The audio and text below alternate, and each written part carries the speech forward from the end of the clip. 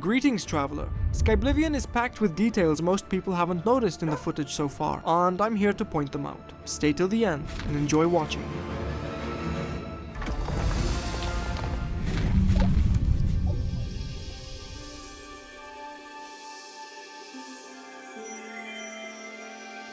One of the most interesting small details lies in how glass equipment is treated. Looking at the blade's shield, we can see a material very similar to that used in glass armor and other glass equipment. When light hits it, it doesn't pass straight through. Instead, the material softly glows from within. And it's reasonable to assume that this property isn't exclusive to blade's shields, but also applies to glass swords and other equipment made from the same material.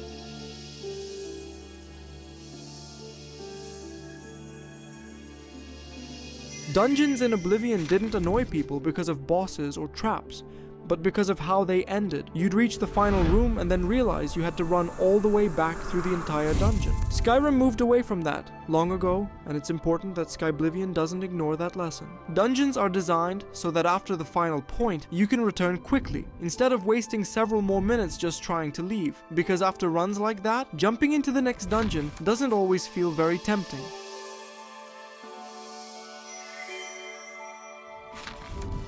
Everyone remembers Spellbreaker in Oblivion, a shield with a reflect spell 30% on self-effect. In Skyrim, that idea was reinterpreted.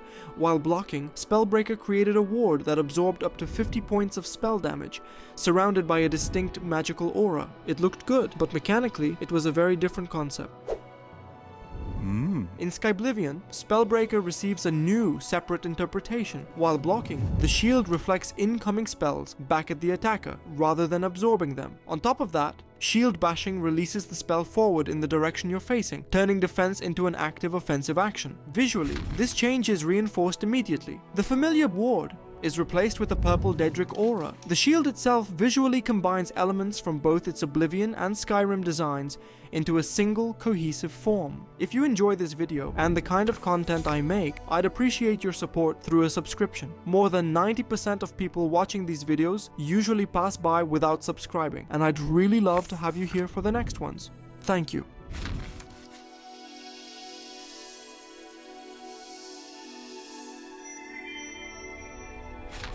Daedric equipment in Skyblivion received a subtle but very important visual accent. Eyes, stones, and certain elements on armor, weapons, and shields emit a faint red glow that's clearly visible in the dark. It's not bright or flashy, but it's enough to make Daedra and their gear feel truly otherworldly. Because of this, dark locations become more tense, and you often sense Daedric presence even before combat begins.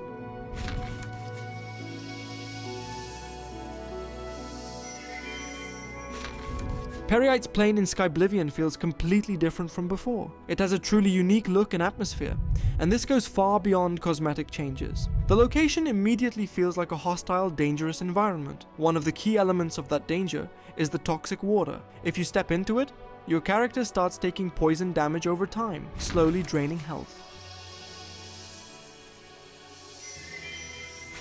In Oblivion, we already saw lifts that operated in real time, but in Skyrim, many vertical transitions were often hidden behind loading screens. In Skyblivion, you actually see your character moving up or down inside the location, without breaking the flow. And interestingly, the same lift I showed in my location comparison video, which should be appearing in the cards right now, will most likely work in the same fully seamless way, with no loading screens at all. This makes dungeons feel like unified, continuous spaces, rather than a series of separate rooms stitched together by loading screens.